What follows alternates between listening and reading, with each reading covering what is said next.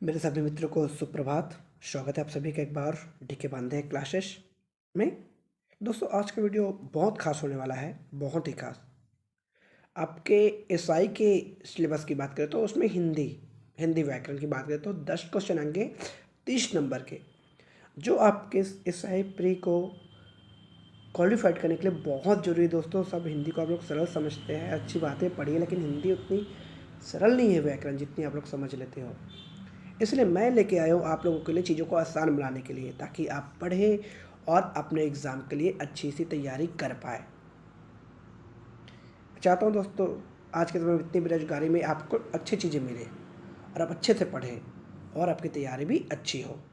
ठीक है, आज की हमारी जो क्लास होने वाली है वो होने वाली है वर्णमाला की।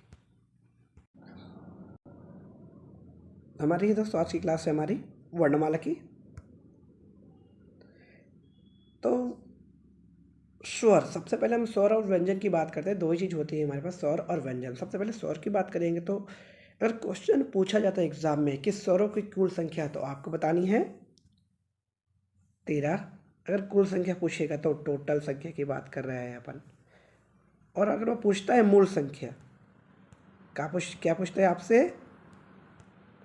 मूल। स्वरों की मूल संख्या तो आपको कितनी बतानी है? आपको सिर्फ बतानी है दोस्तों 11। ठीक है जी है।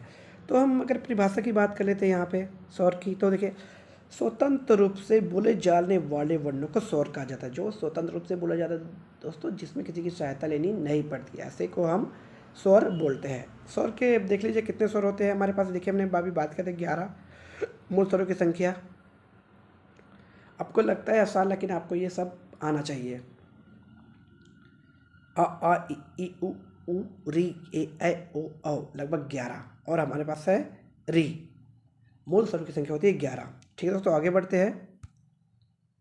अब जो सबसे कठिन क्वेश्चन यहाँ पे बन जाता है दोस्तों, यहाँ पे क्या होता है? उच्चारण स्थल की स्वरों का वर्गीकरण, कौन सा किसको कहेंगे, ये सबसे ज़्यादा इंपॉर्टेंट है, जिसमें आप फंस जाते हो।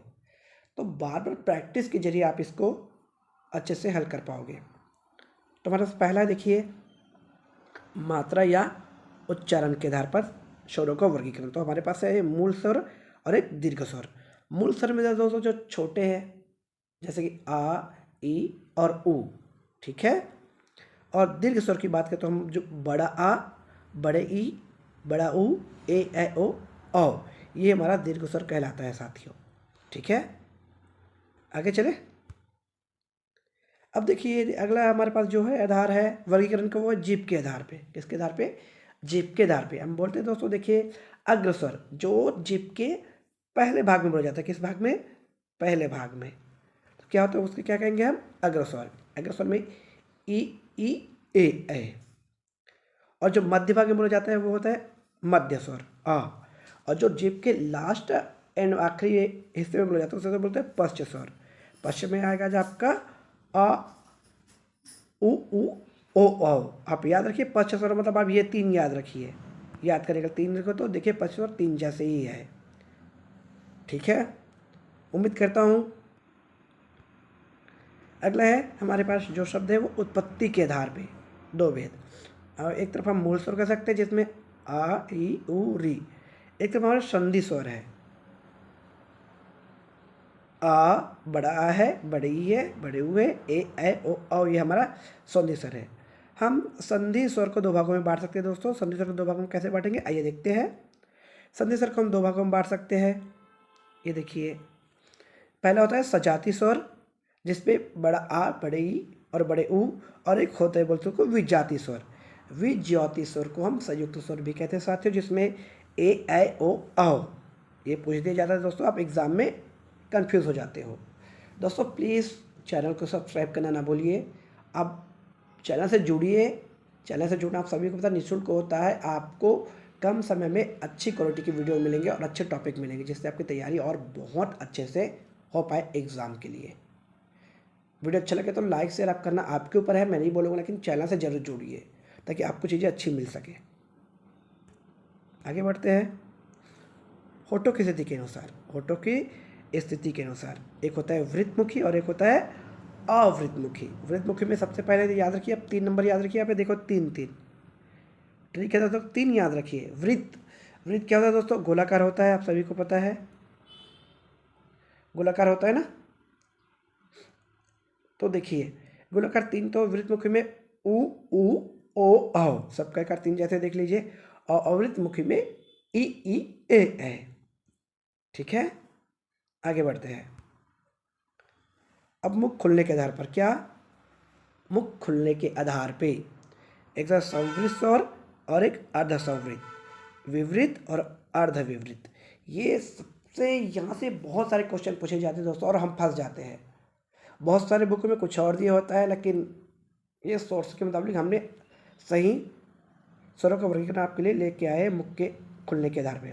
संवृत में याद रखिए आपके बड़ा ई, बड़ा ऊ और री। तो अर्धसंवृत में छोटा ई और छोटा ऊ आ जाएगा। विवृत में बड़ा आ, ए और ऐ और औ, और अर्धविवृत में छोटा आ, छोटे ए और ओ, ये आ जाएगा दोस्तों। अब जरूर इसकी अच्छे से प्रैक्टिस कीजिए दोस्तों, हो जाएगा आपसे। ठीक है, आगे बढ़ते हैं। अब जो इम्पोर्टेंट है वो है स्वरों का उच्चारण स्थान। पूछ लिया जाता है ए का उच्चारण स्थान बताइए, री का उच्चारण स्थान बताइए, तो ये भी आपको पढ़ना वेरी इंपॉर्टेंट है। जैसे आ और आ, इसका उच्चारण होता है कंठ से होता है। तालव्य ई और ई, मूर्धन्य री को बोलते हैं। ओ और औ, इसको बोलते हैं दोस्तों कंठोस्य। ए और ऐ होता है आपका ओष्ठ, कंठ तालव्य। ओष्ठ होगा दोस्तों आपका ऊ और ऊ। कंठोस्य आपका ये होगा, कंठोस्य ओ और औ।